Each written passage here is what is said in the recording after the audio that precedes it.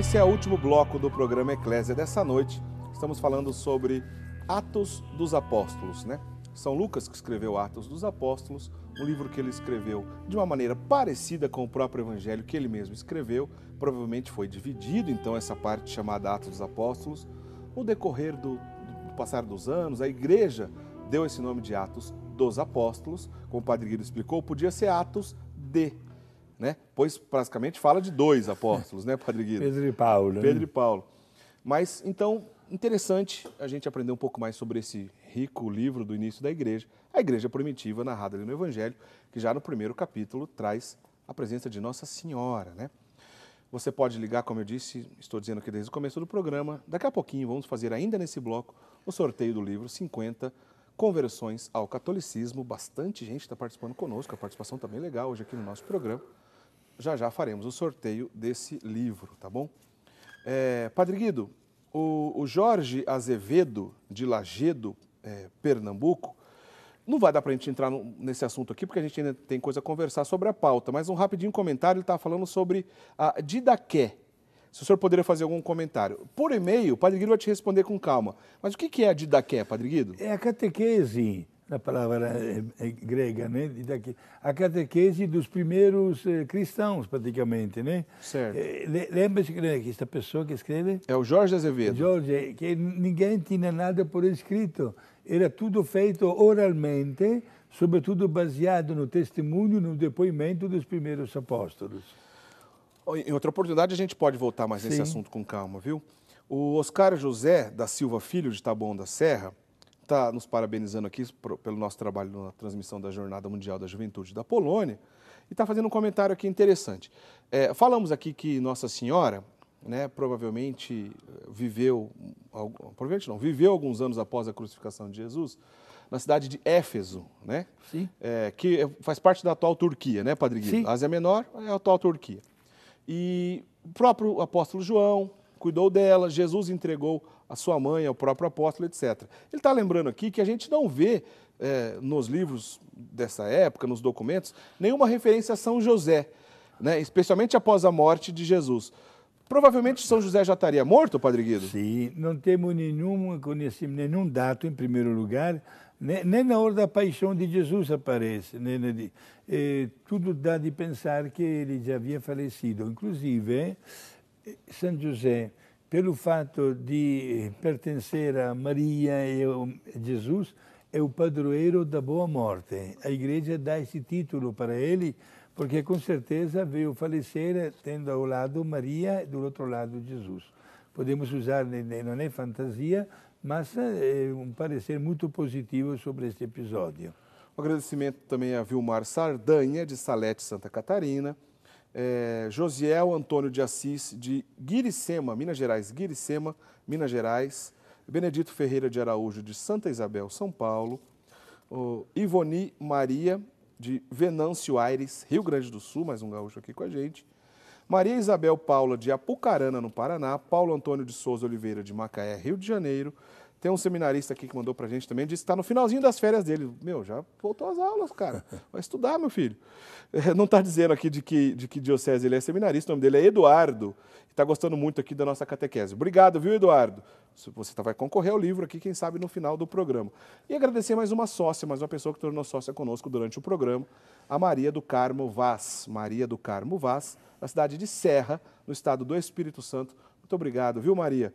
Entendeu o nosso apelo, está conosco, nos ajudando a manter o nosso trabalho aqui no ar. Ficamos agradecidos mesmo, Deus lhe pague. Vamos lá para a pergunta do nosso amigo o José Ronaldo Bueno, que é mineiro. Sim. Então quer dizer que teve uma briga aí, Padre Guido, entre Pedro e Paulo? Que situação foi essa? Conta pra gente. Não vamos falar de briga, não. Vamos também de desentendimento. Não é que os dois brigaram, né? Ou usaram, digamos assim, uma força física, né? Está registrado no capítulo 11 né, dos Atos dos Apóstolos algumas divergências que aconteceram, né? Lembro que Jesus não deixou escrito nada em um documento. e os apóstolos procuravam transmitir na íntegra a palavra de Deus. É claro que se encontravam com culturas diferentes e às vezes não sabiam qual era a postura que deveriam tomar. Por exemplo, quando se encontravam com judeus que se convertiam ao catolicismo, digamos assim, os judeus recebiam o santo batismo. Só que na tradição judaica, todos os meninos, homens, com 8 dias de vida, eram submetidos àquela pequena cirurgia, digamos assim, né, chamada circuncisão. Certo. Agora, até hoje, inclusive, é assim, certo. até para os islâmicos. Também recebem. Agora, o que acontecia? Os apóstolos se encontraram com um desafio. O desafio criado pelos gentios, os que eram pagãos. Os que eram pagãos e que queriam serem batizados, alguém estava a favor que isso acontecesse já. Certo. Outros queriam que primeiro fossem submetidos à circuncisão e depois fossem batizados. Aliás, essa discussão já aconteceu no Concílio de Jerusalém, Sim. no ano 51. No início da igreja, essa discussão estava presente. E foi necessário um concílio para também definir que não era mais necessária a circuncisão. Certo. Aí que entra o problema da divergência de Pedro e de Paulo. Por quê? De repente, São Pedro, ele estava jantando e almoçando, tomando as suas refeições com os gentios. Isto é, pagãos que estavam interessados em receber o batismo. Certo. Certo. E ao passo que, de repente, ele recebeu a visita de um grupo de pessoas enviadas por Tiago, que era bispo de Jerusalém, e que começaram a dizer que a salvação viria não somente com o batismo devia ser precedido pela circuncisão. Certo. Este pegou um pouquinho Pedro de surpresa. Inclusive, naquela época, está registrado também na vida de Jesus, não se misturavam as pessoas de nível social ou de religião um pouco discordante uma da outra. Né? O Jesus foi criticado porque almoçava com os fariseus. Olha o evangelho da missa de envio da Jornada Mundial da Juventude. Zaqueu, desce porque hoje quero almoçar na tua casa, né? etc. E aí o que aconteceu? Quando Pedro ficou sabendo que Paulo estava na cidade de Antioquia, começou a não frequentar mais os gentios. E esta notícia chegou aos ouvidos de Paulo. E Paulo chamou Pedro: escuta, mas você não está sendo coerente com os princípios religiosos. Você está evitando os gentios porque ficou sabendo que eu estou aqui. Então você não está sendo sincero com o teu comportamento. A divergência, Eric, não foi doutrinal, mas foi a respeito do comportamento de Pedro. E olha só, minha gente, um pormenor muito importante. Pedro era o chefe máximo da igreja. Jesus tinha dado para ele. Eu ia fazer justamente essa pergunta, você vai emendar aí já. Mesmo com a divergência, São Paulo respeitava a autoridade de Pedro? Respeitava, mas não admitia a hipocrisia. Entendi. Esta que foi a observação. Não admitia a hipocrisia, isto é, você deve ser sincero em todos os teus atos. É um pouquinho, digamos a verdade, minha gente, como acontece até na nossa vida, né? Às vezes, na presença de alguém que está como responsável até da nossa existência, temos um comportamento, mas em prática depois temos o outro. Isso pode acontecer até diante dos sacramentos que nós recebemos, ou das orações que nós fazemos. Quando com a língua falamos, por exemplo, perdoai-nos como nós perdoamos. Em prática, não sabemos perdoar. É isso que São Paulo chama a atenção de Pedro, a falta de coerência e de sinceridade. Entendi. Certo? E, portanto...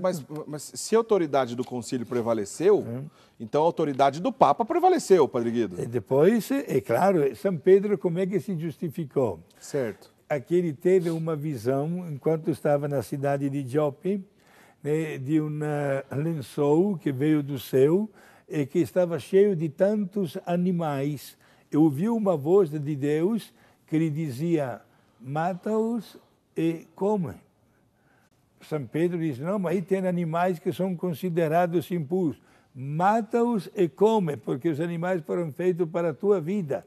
Portanto, ele usa esta visão que ele teve para dizer que devemos superar determinados, não digo a palavra tabu, determinadas leis que existiam no Antigo Testamento e vamos partir exatamente para o que é essencial. É aí que foi que o concílio que se realizou em Jerusalém acabou deixando de lado a obrigação da circuncisão. Tá certo. Uma discussão do início da igreja. Outros tipos de heresias já estavam nascendo naquela época, Padre Guido?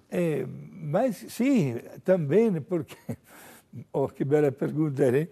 Temos a passagem de São Paulo, em uma das suas viagens, quando ele chegou na cidade de Corinto, e aconteciam milagres que ele operava como Jesus.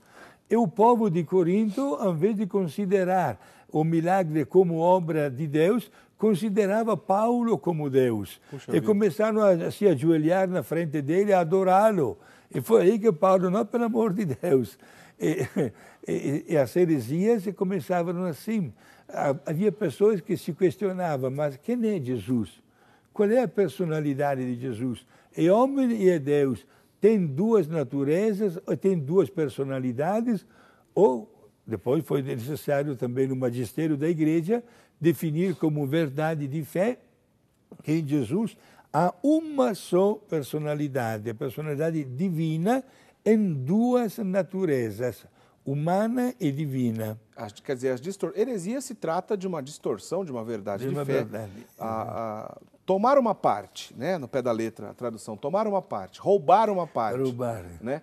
E justamente essas distorções no início da igreja, basicamente as mais graves e as maiores, estavam relacionadas à pessoa de nosso Senhor Jesus Cristo, as chamadas heresias cristológicas, né, Padre Guido? Exato. Agora, não esqueçamos que quando se fala da personalidade de Jesus, é personalidade divina, mas em duas naturezas. Por que em duas naturezas?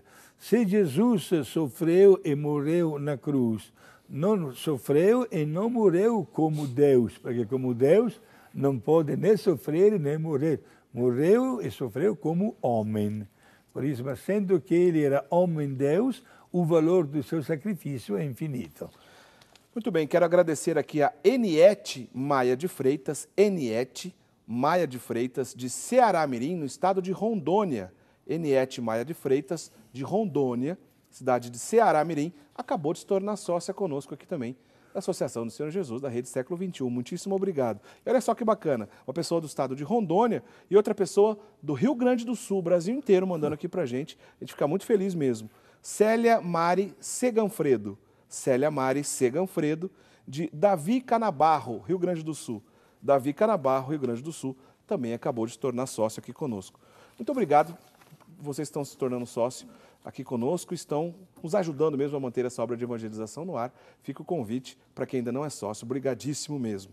Padre Guido, vamos fazer o seguinte, ó, a gente não tem muito tempo, vou fazer dois comentários. Primeiro, dizer que Pedro e Paulo, né, que esse livro trata tanto deles, acabaram os dois morrendo em Roma, os dois morrendo de morte trágica. A gente tem até uma ilustração para mostrar isso aí, Bruno, de como morreu São Pedro, de como morreu São Paulo, porque mais ou menos por volta do ano 67, os dois morreram, sim. 67, 68 da era cristã. Tá aí, ó, São Pedro foi crucificado de cabeça para baixo. Né? Não temos um documento histórico, né? Só a tradição, né? A tradição é talvez um escrito apócrifo da cultura cristã do primeiro século. Certo. Diz que São Pedro não se achou digno de morrer como Jesus e pediu os seus carrascos e foi atendido na hora de ser crucificado de cabeça para baixo e pés para cima. E Paulo, Padre Guido? Paulo foi degolado. Degolado, foi né? Degolado, né? Exato, os dois são chamados de coluna de fundamentos da igreja. Por caminhos diferentes, porém deram na sua vida por causa da tá aí uma pintura, lembrando então o martírio de Paulo, os Sim. dois lá em Roma, perto do ano 67, os dois pilares da igreja. Pilares. É correto falar pilares da igreja para os dois, né? Podemos usar esta bela palavra, pilares ou coluna, né? Porque a igreja se sustentou através da evangelização de todos os apóstolos, com destaque Pedro e Paulo, né? Ô Padre Guido, não dá tempo da gente entrar a fundo nesse assunto, porque nosso tempo está acabando. Vamos combinar o seguinte, a gente deixa esse assunto para uma outra oportunidade, mas eu queria que o senhor fizesse um rápido comentário sobre as viagens de Paulo. Sim. Mas já combinamos aqui, hein? Vamos voltar nesse assunto em outra oportunidade, que o assunto é interessante. Mas Atos dos Apóstolos trata disso também, né? Sim, trata de uma maneira muito bela, gente, das 4 viagens, na verdade 3,5, porque a quarta não teve o retorno, que terminou com o martírio de Paulo em Roma, né? A primeira viagem missionária de São Paulo, que saiu da Antioquia, e foi já dentro de algumas cidades da atual Turquia, visitando a cidade de Atalha, Perge, Pisídia e Cônio.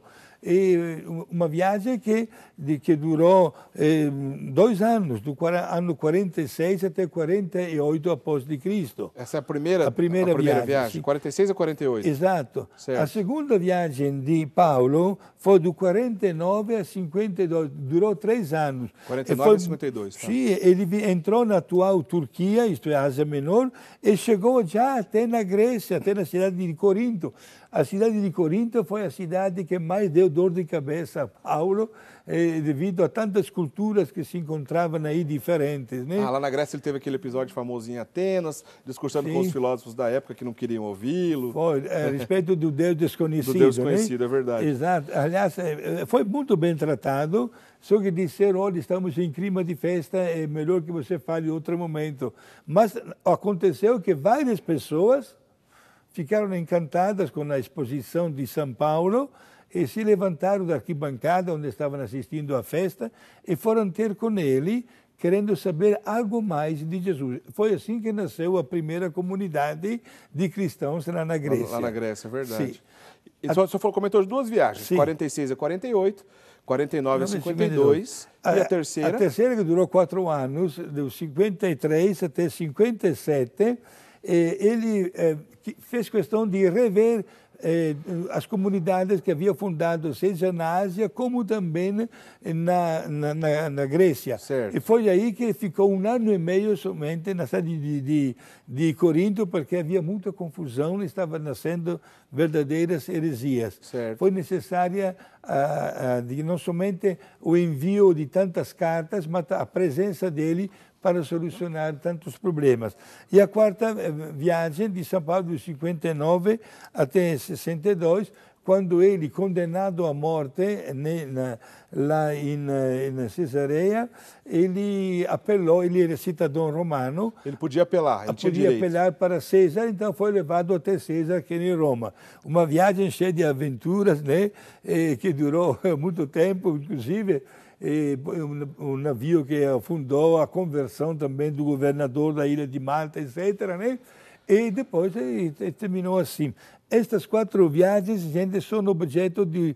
Vamos fazer um belo programa. Vamos dedicar um programa exclusivo sobre essas viagens. A gente entra nesses detalhes. A última viagem de 59 a 62 e por volta do ano 67 ele morreu lá em Roma. Aliás, já mostramos aqui no programa, vamos até relembrar para vocês aqui, o túmulo do próprio apóstolo Paulo, né, onde foi erguida a Basílica São Paulo, fora dos muros, lá em Roma, fora dos muros justamente, porque como ele foi condenado à morte fora da cidade, né, naquela época o costume não era que ele fosse assassinado dentro, era levado fora dos muros da cidade e lá perto foi construído, então, foi depositado num túmulo e essa igreja São Paulo Extramuro foi erguida em cima do túmulo de Paulo. A gente tem essa imagem, Bruno, para colocar aí para a gente... isso aí, Exato. ó. Essa é a igreja de São Paulo, né? Ali embaixo do altar ficou o túmulo. Esse é o túmulo de São Paulo. Foi aí que o corpo de São Paulo foi depositado, está à exposição lá na Basílica de São Paulo, fora dos muros. Inclusive tem até a corrente, né? Logo acima aí desse túmulo tem lá a corrente na qual ele foi preso. É emocionante estar diante da corrente. Essa corrente, ó. Essa corrente que o apóstolo Paulo foi preso. Nós mostramos aqui uma série de programas sobre as basílicas de Roma, onde a gente mostrou esse conteúdo. Depois muita gente comentou aqui do nosso material também sobre a Polônia. Tudo isso, gente, está disponível no nosso site, rs21.com.br. É o site aqui, o portal da Rede Século XXI. Se você clicar lá em programas, acha o programa Eclésia, está aí, ó, esse é o site. Clicou em programas, você vai achar lá a lista de programas, clica em programa Eclésia e você vai assistir tudo isso que a gente está comentando para você. Nosso trabalho na Jornada Mundial da Juventude, as matérias sobre a Polônia, sobre a série em Roma, enfim. Acesse o nosso site e divulga para todo mundo lá. Padre Guido, nos dê a bênção para a gente encerrar, depois vamos sortear. Exato, um grande abraço ao seu Adalberto, dona Radiga Longa, seu Pedro Oliveira, dona Lúcia aqui de Valinhos, e o nosso amigo Sadia Dona Sandra de Rio Claro, que todos possam receber muitos benefícios da parte de Deus. Gente, o programa é interessante, vamos conhecer e amar o estudo dos Atos dos Apóstolos. Para cada um de vocês, neste momento, meu abraço fraterno e a bênção de Deus Pai, Filho e Espírito Santo. Amém. Obrigado. Amém. Obrigado, Padre Guido. Vamos fazer o sorteio aqui, então, nossos amigos que ligaram pra gente. Às vezes tem gente que reclama, fala que eu não pego muito embaixo, viu? Mas, ó, tô mexendo aqui, ó, para todo mundo possa ter chance aqui. Os de baixo, os de cima. Vou pegar aqui um telespectador, vamos ver quem leva para casa o livro hoje. Maria Alice Tomás do Vale. Maria Alice Tomás do Vale, de Rio de Janeiro, mandou aqui pra gente. Isso mesmo, do Rio de Janeiro. Maria Alice Tomás do Vale, da cidade de Rio de Janeiro. Rio de Janeiro, capital, vai receber na sua casa esse livro, 50 Conversões ao Catolicismo. Muito obrigado, viu, Maria Alice Tomás do Vale. Fiquei agradecido também com os nossos amigos que se tornaram sócios, viu? Foi muito legal mesmo a participação de vocês. Quer dizer que vocês entenderam o nosso trabalho e nos ajudam, então, a manter essa TV no ar. Gente, na semana que vem, o programa Eclésia, justamente no mês dedicado às vocações, vamos falar um pouquinho sobre as vocações, as diversas vocações que existem na igreja, a realidade de cada uma delas e também um pouquinho de como entender essas vocações, como pensar no discernimento vocacional. Esse é o assunto do Eclésia da semana que vem. A gente espera vocês. Até lá. Uma boa semana para todo mundo. Um grande abraço. Tchau, tchau.